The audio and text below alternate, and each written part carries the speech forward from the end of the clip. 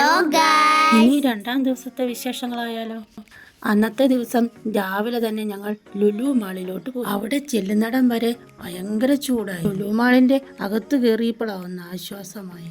ഇനി ലുലു മാളിന്റെ അകത്തെ കാഴ്ചകളായാലും അവിടെ ചെന്നാലേ ലുലു മാളിന്റെ യഥാർത്ഥ വലിപ്പം മനസ്സിലാകത്തുള്ളൂ. അവിടെ പോയവർക്കറിയാം.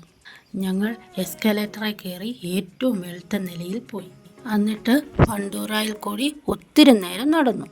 പിന്നെ ഞങ്ങൾ ഫുഡ് കോർട്ടിൽ പോയി, സൂപ്പർ മാർക്കറ്റിൽ പോയി. അത് കഴിഞ്ഞ് ഞങ്ങൾ രണ്ടാം നിലയിലുള്ള മെട്രോ എൻട്രിയിലേക്കാണ് പോയത്. ലുലു മാളിൽ നിന്ന് ഇടപ്പള്ളി മെട്രോ സ്റ്റേഷനിലേക്ക് പോകാൻ ഒരു സ്കൈ വാക്ക് ഉണ്ട്. അതുവഴി ഇടപ്പള്ളി മെട്രോ സ്റ്റേഷനിലോട്ട് ചെന്നു. ഞങ്ങൾ ഇടപ്പള്ളിയിൽ നിന്ന് മഹാരാജാസ് കോളേജിലേക്ക് ടിക്കറ്റ് എടുത്തു. ഞങ്ങളുടെ ട്രെയിൻ വരുന്നത് പ്ലാറ്റ്ഫോം 2-ലായിരുന്നു. ഞങ്ങൾ അങ്ങോട്ട് പോയി. ചെന്നൊരു 2 മിനിറ്റ് കഴിഞ്ഞതേ ഉള്ളൂ ട്രെയിൻ വന്നു. അത്രയും നേരത്തെ ചൂടൊക്കെ എവിടെ പോയെന്നറിയില്ല. ഫുൾ എയർ കണ്ടീഷൻ, നല്ല സുഖമായ യാത്ര. ഇടപ്പള്ളിക്ക് മഹാരാജാസ് കോളേജിൻ്റെയും ഇടയ്ക്ക് 6 സ്റ്റോപ്പുകളുണ്ടായിരുന്നു. ഓരോ സ്റ്റോപ്പിലും 2 മിനിറ്റിൽ എത്തിച്ചേരും കേട്ടോ. അങ്ങനെ 14 മിനിറ്റിൽ 10 കിലോമീറ്റർ അകലെയുള്ള മഹാരാജാസ് കോളേജിൽ എത്തി. എന്നിട്ട് അവിടുന്ന് അതേപോലെ തന്നെ ടിക്കറ്റ് എടുത്ത് ഇടപ്പള്ളിക്ക് തിരിച്ചു വന്നു. പിന്നെ ഫോർട്ട് കൊച്ചിയിലോട്ടായിരുന്നു ഞങ്ങളുടെ യാത്ര.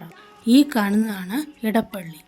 ബസ്സിലിരുന്ന് ഞങ്ങൾ ഒരുപാട് കാഴ്ചകൾ കണ്ടു. ഈ കാണുന്നത് മറൈൻ ഡ്രൈവിലെ കുറേ ബിൽഡിങ്ങുകളാണ് കേട്ടോ.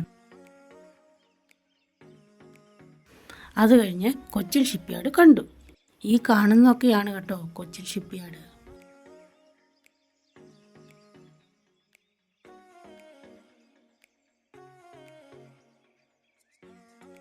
ഈ കാണുന്നതാണ് ഉഡാൻ ഗേറ്റ്. അങ്ങനെ ഞങ്ങൾ വൈകുന്നേരം 5:30 ആയപ്പോൾ ഫോർട്ട് കൊച്ചിയിൽ എത്തി. ഈ കാണുന്നതാണ് വാട്ടർ മെട്രോ. അവിടെ നിന്ന് ഞങ്ങൾ സൺസെറ്റ് കണ്ടു, ബീച്ചിൽ കളിക്കുകയൊക്കെ ചെയ്തു.